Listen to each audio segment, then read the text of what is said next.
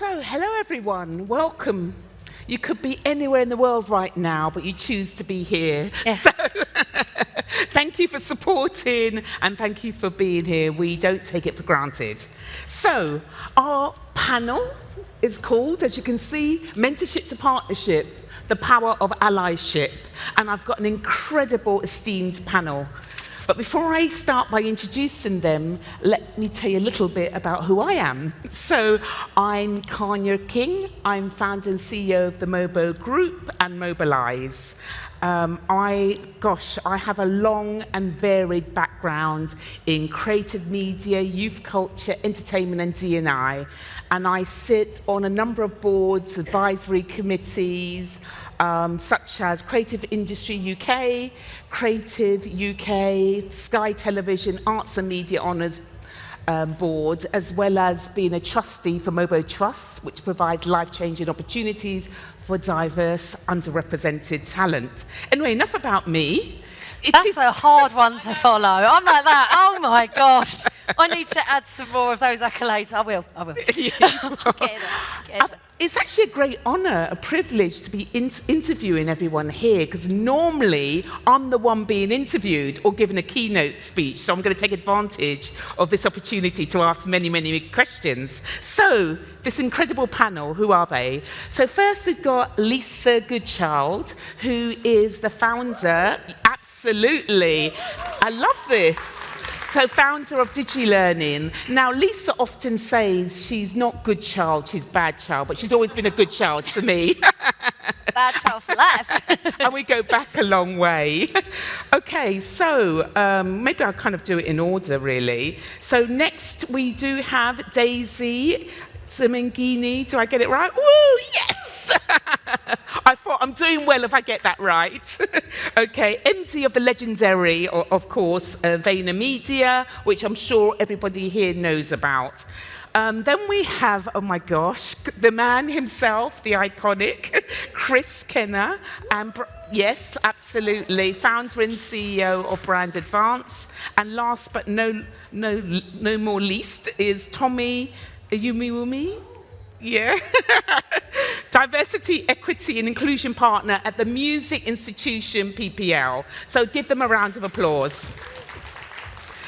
So welcome all, and thank you for being part of this discussion. So I'm going to get straight into it because we haven't got a lot of time. So I'm going to start by asking what the word allyship means to you, because it gets bandied around a lot. So who wants to start? I will start by saying allyship is really important, especially, you know, as we progress in our careers, but also as organisations. So I have to say that you have been a massive ally for me. You know, Kanya, many years ago, was one of those people that pushed me forward and gave me spaces that I probably wouldn't have had. And that's something that I'm very passionate about. And actually, Mobo, as an award ceremony, lived and breathed that. So the platform, helping young people and getting them in front of people is really important. But working with brands and creating allyship, I think at the moment we're in a pivotal moment where brands are realising working with organisations like DigiLearning and Mobolise is essential for the growth and the innovation going forward. Thank you, Lisa. Daisy. Hello. So for me, allyship is all about opening doors. And I think that's the key thing. It's all about opening doors, finding ways to support people, give people opportunities. And I think, you know, in my career now, I'm in a fortunate position where hopefully I can be an ally for many people, and working with the likes of Lisa, as we say, and many other amazing organisations out there, hopefully we can change the landscape of our industry and make it truly representative of the countries we operate in. Thank you. Okay. I'm going to totally disagree and say the world does not need any more allies, because it's very easy to say I'm an ally because it's very passive and doesn't mean you need to do anything, and you just get to put something in brackets at the end of your LinkedIn and say, oh, I'm an ally. I don't mind black people or gay people or people with different abilities. I think we need to get rid of allies and become advocates. Yay! Because the difference between an ally and an advocate is an ally tells you they're an ally, an advocate just shows you. Yeah, I love that. Way to steal the show. Thanks. No, you're absolutely right. And I think when sort of the word ally was formed, I think the idea was that it would go along with being an advocate. It would go along with being a champion. You have to champion other people, and that's what I believe in, especially in my role, especially working in the music industry. What I think is you're putting your hand back and you're bringing other people along. And I think if there's anything you ever think about, remember the time that you were down and you didn't have someone to pull you forward, you didn't have someone to open the door for you, to give you that opportunity. Be the difference that you wish you had at that point in time. And that's why I believe it is. You can be a sponsor, you could mentor people. There's so many ways you could be an ally and really, really touch and help people. So I think that's, for me, it means so many things to us, but actually it's all the same. Be a champion for someone else. Love that. I love all this, because whether you call it an ally or an advocate, ultimately, at the end of the day, it's all about action, isn't it? Yeah. Really? Showing up, It's all isn't it? about showing up and making a difference. So talk to me, does anyone want to talk to me about how allies or advocates should work with underrepresented or marginalised groups? Yeah, well, I would love to speak about what we've just experienced in Cannes. Cannes Lions, we took a group of amazing young people. One of them's in the audience, Elvie, spotting her making reels there. And these young people, they had never experienced the like of Cannes and the fabulousness that it is. And VaynerMedia gave them an opportunity to have a learning session, hang out on the amazing yacht, giving them the experience. They got to meet Gary Vee, giving them that experience and that exposure. I grew up on a council estate, so going on a yacht was pretty fabulous for me, and I know for them. And it's just, you can't be what you can't see. And if you're having those experiences, you can see it. It's touchable, it's tangible, it's reachable. So yeah, working together and creating these amazing opportunities is essential for our young people to experience. All right, I'm Northern and gobby, so let me go again. I think it's about passing on the privilege. Do you know what I mean? Like, yeah, Cannes was brilliant. We're in the French Riviera, in the south of France, in the sun, drinking rosé, going on people's yachts, everyone clapping each other for being masters of their own universe, which is great. I get it. I join in it. But actually, nobody deserves to be on the yacht, even the person that owns it. Except for my young people. Well, yeah. But do you know what I mean? Like, even down to the person that owns the bloody yacht. Yeah. Too much money anyway. But the person that owns it, does Gary actually own it? I don't know. Whoever. Anyway, shut up, Chris. It needs to be passed on, is my point. Do you know what I mean? None of us deserve to sit up here and speak about how great we are unless we're going to bring people up, stick our foot in the door, give opportunities to everybody else. Because too often to people, too often can we forget where we came from. Exactly. Because you get caught up in it. You get caught up in the privilege and the hype and the fantasticness that, money and success and accolades give you. When really, it's nothing unless you pass that on and bring people with you. And it's a whole lot more enjoyable when you bring others with you as well. Like, that's the thing you'll be remembered for, not the fact you're on a yacht or you're drinking rosé and on the Palais or waking up at 5 o'clock in the gutter bar. Nobody's going to remember you for that. But what they will remember is the 100, 200, 500, 5,000 kids that you have helped to bring to a place that they might not have been. Sorry for calling you kids, young adults that you've brought to a place that they might never have been. Jobs. Apprenticeships, stuff like that. That's what actually people will remember us for, not how big our car was. So yeah, I think if we don't do that, then we don't really deserve it, and we shouldn't probably be here.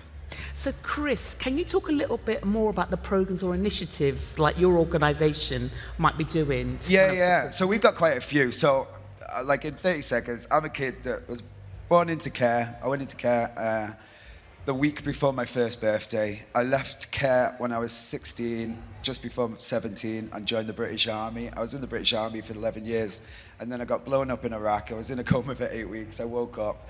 In that meantime, I had got married, had 2 kids. When I woke up, I decided to tell everyone I think I'm gay. I know, basically. There is a book on the way, I'm sure, or a drama. But so many things in my life I want to give back to. Do you know what I mean? Like people in care. So we do a lot with care leavers and care people as well, like people still in care, to try and train them up to come and work in our industry.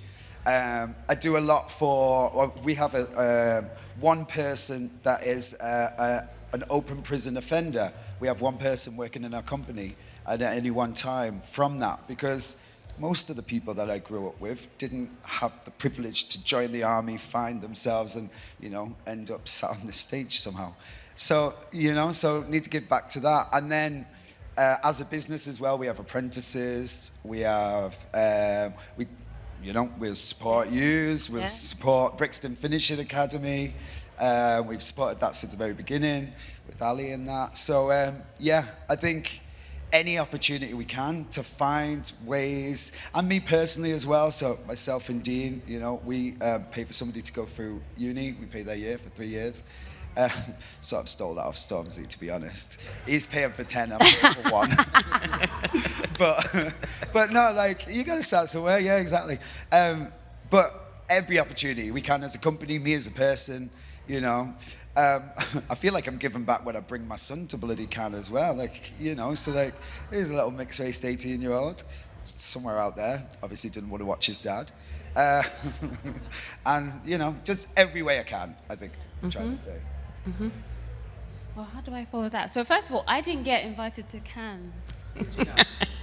There's still Some of time. us are working, actually. Some of us are actually doing work whilst they were having fun. But no, to everything that you said, absolutely right. I think, as an organization like PPL, we're a music licensing organization in the UK. I think some of the things that we can do as an organization is representation, so key. Similar to what you said, you can't be what you can't see, but also representation comes in all shapes and forms, and some of it isn't visible to the eyes. So it's important that we check our own unconscious biases when we are doing these things. Like, when you look at your exec team, who are they made up of? What do they look like? Are they a representation of the people within your organization? Are they a representation of the wider community that you serve? So there's so much that we could do, such little things that we could do that could make such a difference. And then I know another thing that we do working with Mobolise, but also working with other organization initiatives around mentorship. So for example, I don't know if anyone's ever heard of Mentivity, but they're a youth organization, similar to what you were talking about. And these are kids that are from underrepresented backgrounds around London, come from social mobility cold spots, and they don't get access to free school meals, things like that. We bring them into PPL, we go and actually speak to them, talk to them about different opportunities that they are at PPL, and then bring them to do, a day session or a day learning at PPL, a day shadowing. And these are small things, but these are opportunities that they usually wouldn't have. Because how many times do you go for a job and they're asking you to have these amount of GCSEs or these amounts of A-levels and university degrees and everything else, and not everyone has that opportunity to do that. So it's about just breaking down some of those barriers that we just generally don't think about. There's so much more that we could be doing to change the landscape.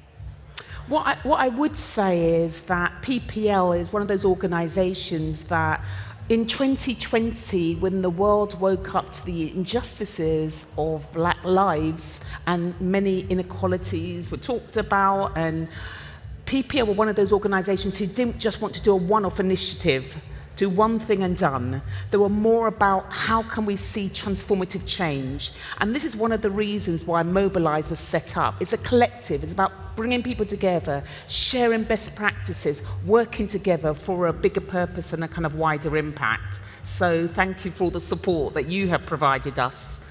It's been incredible. I think Daisy. you said something really important there. I think whatever you do, however you do it, it's really dangerous in this society for things to become tokenistic. Yes. And that is happening all around the place. And I think you have to, and you sniff it out a mile away. When you go into these organisations and they hold up, we've got this target, the worst thing they can almost do is have a target, because it's a box they can tick, and that's not life.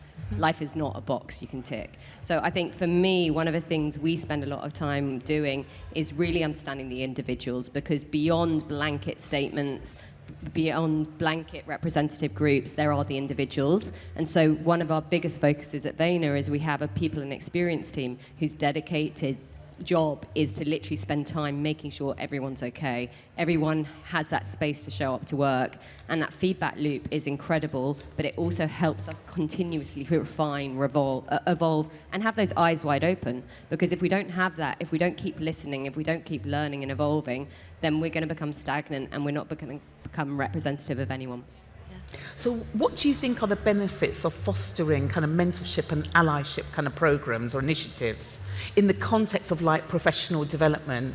Well, I think for me, it has to be at the heart of everything, because I think people only learn by having those people and feeling like they're in a supportive environment. If you're not in a supportive environment, you're not going to want to show up every day.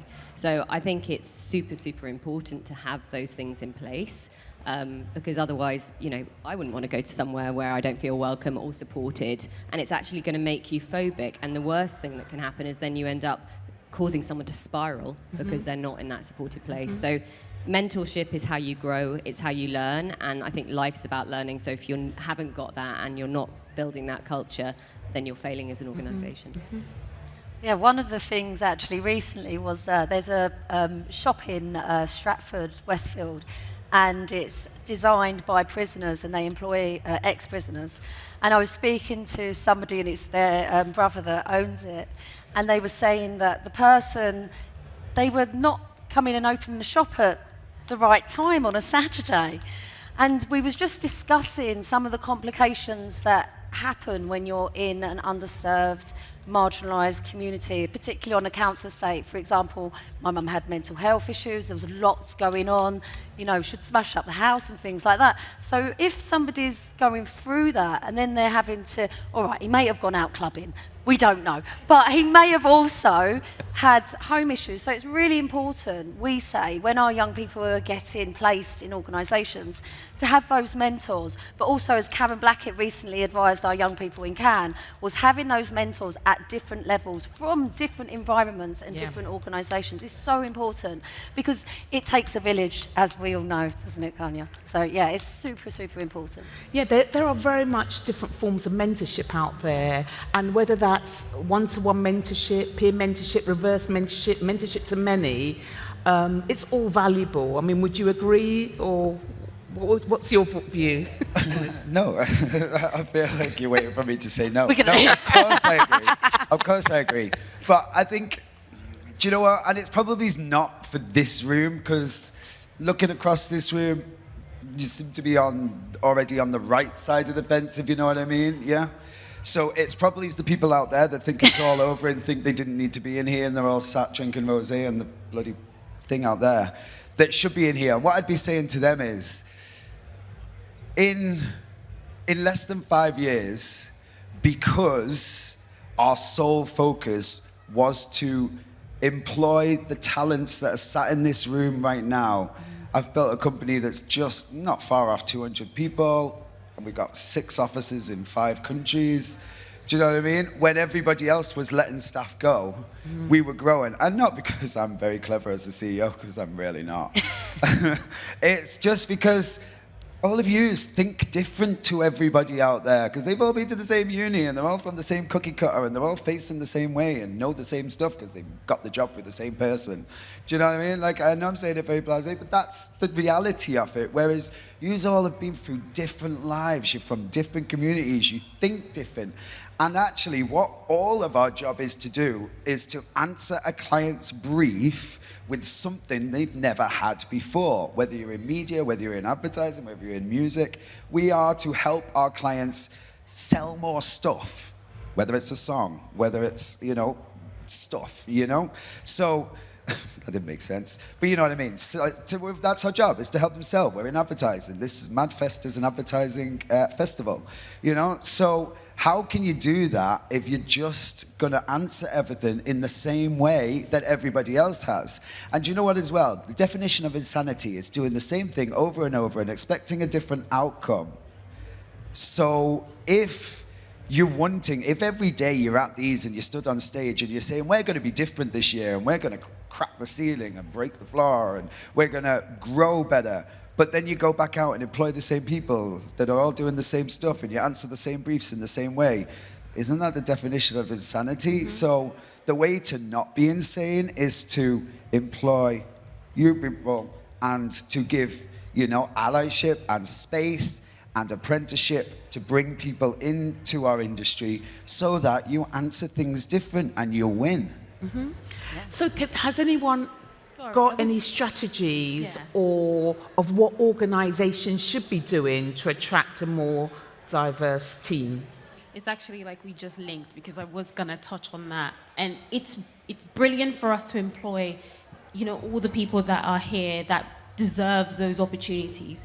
What I do want to say to your point about strategy and you know, infrastructure is when we bring these people in, can we please give them the support for them to actually succeed in their roles? Because we bring them in talking about, oh yeah, equality. It's actually not. I'm going to need something different from you to succeed, and that's what equity is. So to your point, some of the structures, some of the infrastructure they need is, what does a person that looks like me need to succeed in my role, separate from yourself, and what do you need? Does my manager understand that? Do they have that tone of voice to understand that? Looking at from every structure within the business. So that's something that I find is so key, because we talk about mentorship, we talk about sponsorship, we talk about all of these things. Brilliant. But if we don't have the right infrastructure to support it, we're going to be doing the same, what you said, 1 year from now on, looking back and saying, well, we tried this and it didn't work. Well, it didn't work because we didn't give it any support, the right support that you need. So it's also important that we do the right research and we speak to the people on the ground, speak to the people that we're bringing in and actually ask them, what do you need to succeed in this opportunity, in this role going forward?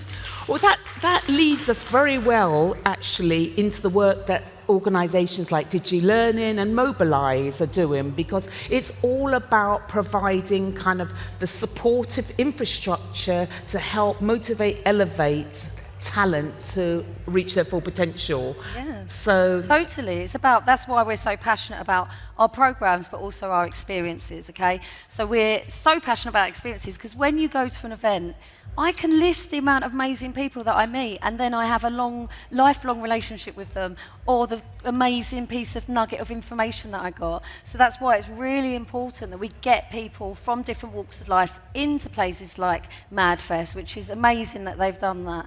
And for like Cannes Lions, we all know it's like this untouchable entity. I didn't go there until I was like in my late 30s. I mean, it's a privilege to go there as a youngster. So it's about creating these amazing experiences and giving the, as you were saying, the infrastructure to support people from all walks of life. And actually, something Sarah Holt said at Merlin Entertainments was, you know, one of her managers didn't know how to deal with a particular person because they had ADHD.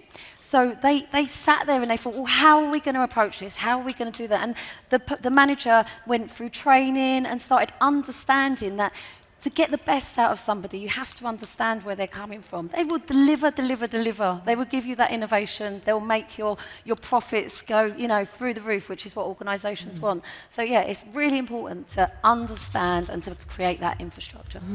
I mean, what advice would you give to organisations who want to create successful Work with programs? us. Well, Mobolise, DigiLearning, we're doing it, we're living, we're breathing it, we're doing all the hard work. You don't have any idea how it is for outreach, get into the right organisations, get into young people that are in the childcare system that I'm so passionate about, because 50% of our youth offenders were in that system. If that's not a travesty, if that is not a disgrace to us as a nation, I don't know what is. And then when you've been through that, come for us for a job. Yeah. That sounds really good. And that leads very, very well to, we're about to be kind of launching a kind of a mentorship program through Mobolise, which is match mentoring. So we've already got some of the biggest progressive organisations in the world who've agreed to kind of mentor more diverse talent to get more equality in the workplace. So that's kind of exciting. And there's like CEOs from amazing organisations, very exciting. Exactly. So I've been told that we have to wrap up, but before I do, I'm going to leave you all to say a few final words.